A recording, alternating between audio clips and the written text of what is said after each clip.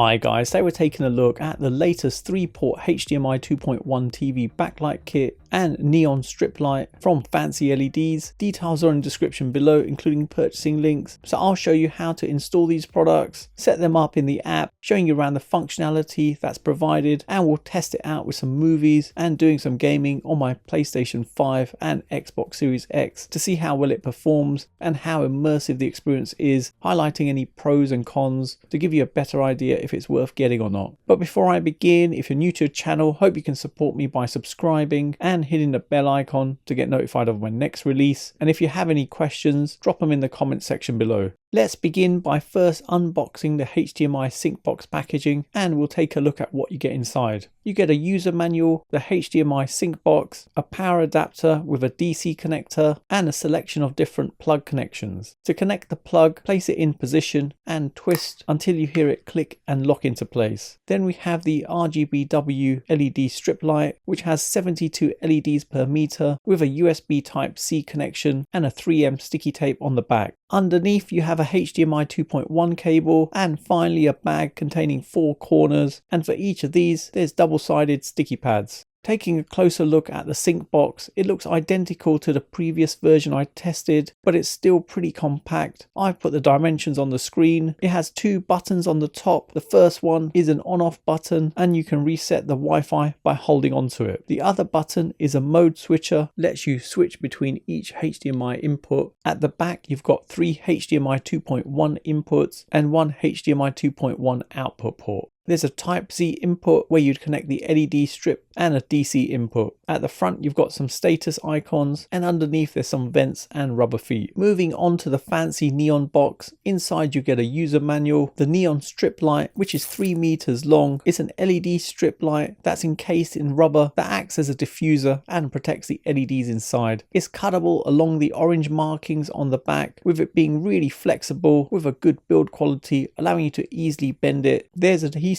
tape on the back, and on one end it has a cable with a USB-C, and it's compatible with all FancyLED sync boxes. You also get a bag with screws and mounting brackets, a connection box which has a Type-C port connection on one end and a DC connector at the other, with a button in the middle to allow you to turn it on and off. You also get a power adapter, some sticky pads, and some plugs for the power adapter. Let's get this all set up, and just to note, for the Fancy sync box there's 3 size options available for the LEDs, so 24 inches to 55 inches, 70 inches to 95 inches, and 56 inches to 65 inches, which is what I have here. I'll be installing this on my LG OLED G4 65-inch TV. The installation process is really easy. First you'd wipe down the back of the TV to remove any dust, then take the 4 brackets, stick the double-sided sticky tape provided to them, and then stick the brackets to each of the 4 corners of your TV. Next, install the LED strip light. This can be done on either the left or right bottom corner from the back of your TV. I'm installing it from the bottom right corner. Remove the tape from the 3M sticky pad and stick the LED light into position on the first corner bracket by slotting it into the clips.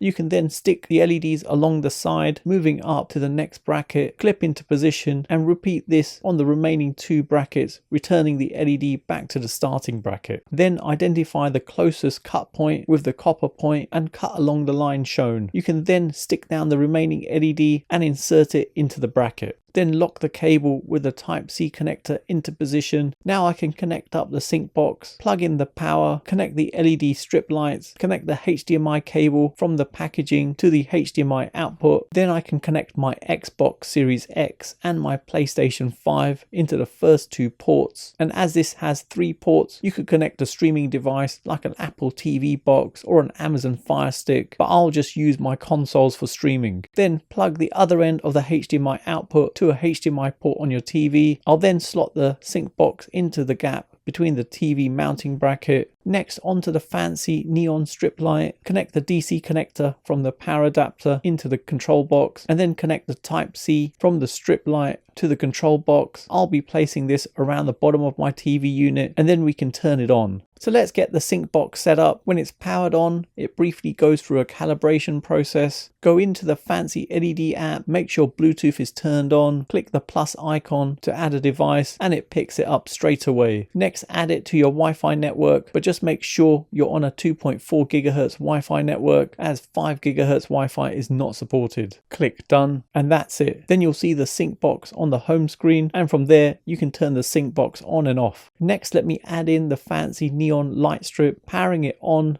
and it does a brief calibration, going into the FancyLED app, and again make sure Bluetooth is turned on. Click the plus icon to add a device and it picks it up straight away. Click add, next add to your Wi-Fi network, but again make sure you're on a 2.4 GHz Wi-Fi network. Click done, and that's it. Again, you'll see this product in the home screen, and just like the other one, you can turn it on and off. There's some functionality on the sync box where you can use the power button to allow you to turn it off and on and reset the Wi-Fi. The mode selection lets you switch between each HDMI input, and the light indicators on the front show the Wi-Fi connectivity status and the setup direction of the LEDs together with the current HDMI input port selected. Let me show you around the functionality. First thing you want to do with this is to go into settings and calibrate the starting corner of the LED to make sure the colors sync correctly with what's being displayed on the screen. Underneath this is Scene Mode CEC. This lets you decide if the LEDs should automatically turn on or off with the TV when a scene mode from the Scenes tab is activated. And you can also adjust saturation levels going from low, medium or high. Back from here, let's click the edit option. You've got the ability to rename it, set up smart automation, and you can use it with Alexa and Google Assistant. Plus you can share with other users and create groups. Under the sync tab, you can change brightness levels, the diffusion mode, which gives 3 different options affecting the level of reactivity in the LEDs. Low mode lets you see 4 colors at once. On medium mode, you get 12 colors, and high mode displays as many colors as possible. The speed of diffusion in each mode controls the transition rate on the LEDs. Then you have music, which has different modes allowing you to sync to sounds in your room. Then you have scenes, that gives you a selection of predefined scenes, giving some cool effects.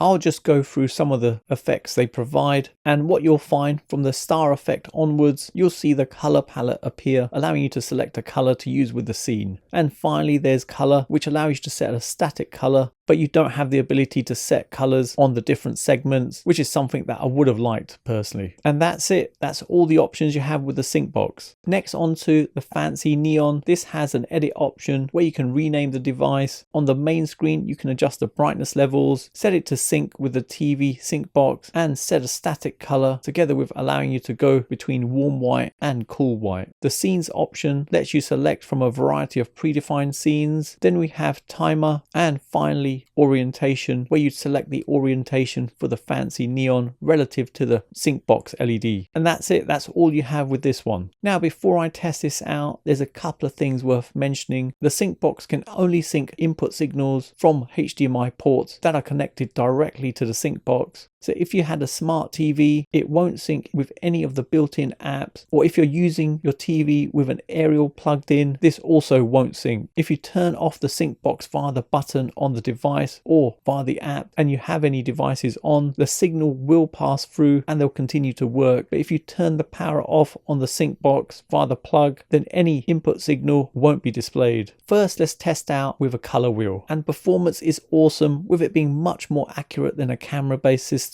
And the advantage here is that if your TV unit has a glossy surface or you have lights on in a room, it doesn't impact color quality like it does on a camera-based system. The colors transitioning on the LEDs around the TV and on the fancy neon are changing really well and accurately, with it being spot on with no lag and no delay. Onto the color smoke effects traveling across the screen, which does a great job replicating the colors onto the LED light strips, and the lighting remains dim in the dark regions. I'll let this run through for a bit so you can see for yourself.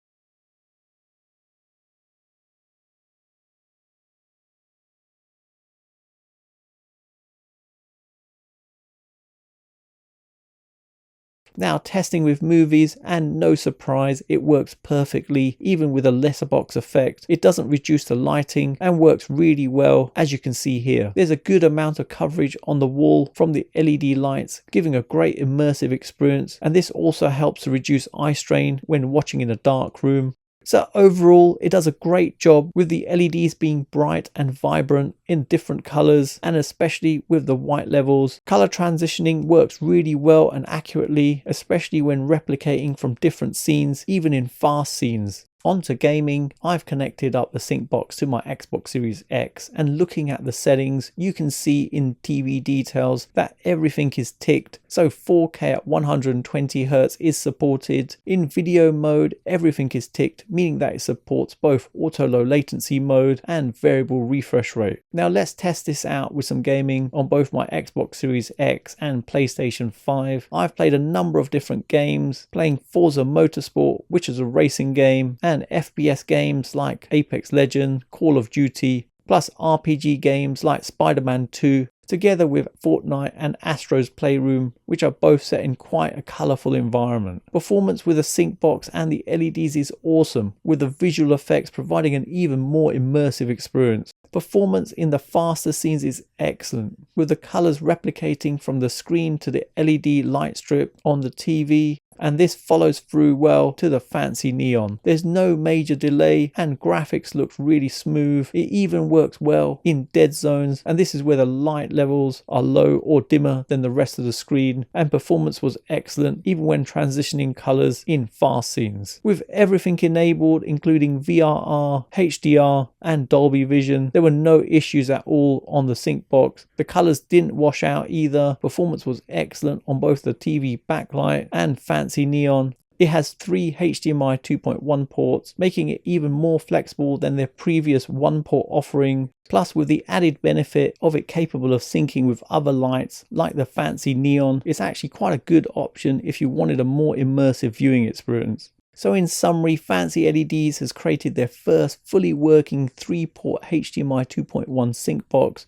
where there's no limitations, providing a really immersive experience, with it capable of supporting 4K at 120Hz, variable refresh rate and auto low latency mode on both the Xbox Series X and PlayStation 5, giving a smooth and accurate color display and no stuttering or flickering. The LEDs are really bright, and with the added benefit of the LED strip having RGBW, it provides excellent color representation and great white levels. There's minimal to no lag even in fast action scenes, and the level of immersion is excellent. The fancy neon is an excellent addition to their range, helping you to create an even greater immersive viewing experience by adding more lights. It has great dead zone support, meaning the LED light strip dims down in the darker areas, and the app has a nice selection of options. Plus, worth mentioning that it is a 2-year based app, so you could add in other 2-year lights, but they won't necessarily sync in with the app, so keep that in mind. Price wise, FancyLEDs comes in at £248 for the 56-inch to 65-inch version with the RGBW LED type, with 72 LEDs per meter, and the fancy neon comes in at £65, making it quite competitive price wise. Negatives wise, FancyLEDs only works on HDMI inputs, meaning it won't work with inbuilt apps on a smart TV or any signals that don't go via the sync box. Personally, I would have liked the app to have an option where you could get segmented control on the whole of the light strip, on the TV and on the fancy neon, where you could set different colors, as the app only allowed a single color to be selected, and this would have been really useful, especially in situations where you're using the built-in apps on your TV